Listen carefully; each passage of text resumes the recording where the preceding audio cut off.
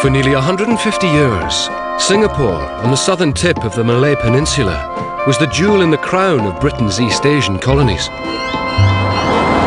In early 1942, with the Japanese on their doorstep, the colonial population on the besieged island appeared to be in denial.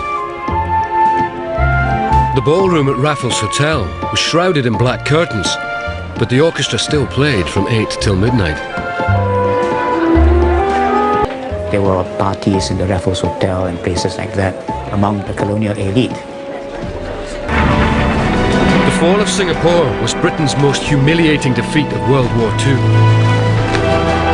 It heralded the beginning of the end of the British Empire and was the tipping point that changed Southeast Asia forever.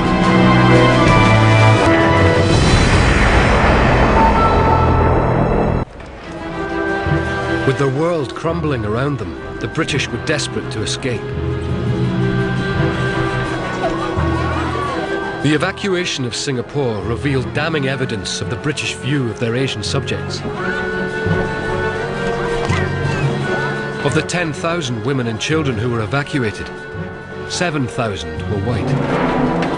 The Europeans are declaring, if you like, that they really don't belong here by their conduct. And that leaves the Singaporean. In desperation, the British issued arms to local Chinese civilians, creating a new unit called Dalforce that would fight alongside the Empire soldiers. It was an unprecedented move that reversed a century of colonial superiority. Britain's position in Malaya rested more than anything else on British prestige. The Chinese in Singapore had a long-standing hatred of the Japanese, stretching back to Japan's brutal invasion of China. And the men of Dalforce were prepared to die fighting them. There would be Chinese nationalists, communists, and of course there'd be mixed motives. There were some local Chinese who had affinities, with this place. Those who were born here. Some had been here for centuries, perhaps. The 1,000 Chinese volunteers of Dalforce joined the Australians on the beachhead. They'd completed their training just 3 days earlier. The Dalforce soldiers fought bravely, but some were armed with only machetes or shotguns. Most would die here on the beaches. Frankly, they were absolutely no match whatsoever for the combat-hardened Japanese infantry that came at them, and come at them they did. The Japanese brushed them aside. These were brave men who, going up against some of the toughest combat infantrymen in the world, deserve our respect, but they were never going to be anything more than a speed bump. In scenes recalling the brutality of the invasion of China, an estimated 50,000 Chinese Singaporeans were executed by the Japanese. There was a real massacre.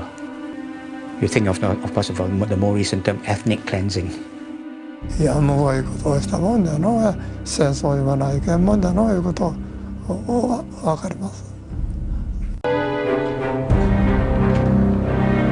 General Percival stuck by his men and went with them into the hell of the prison camps. The news of the fall of Singapore shocks the Western world. It's headline news, of course, in Britain, Australia, New Zealand. Incredible. We couldn't understand why and how or anything else. The great British Empire and had to surrender to these so-and-sos. I was fairly broken-hearted. We couldn't believe it. When the surrender came, we just put a shell up each end of the gun, blew it to pieces. We thought the British would fight to the end and still protect this country, but we were disappointed. That really gave us a very poor opinion of the British.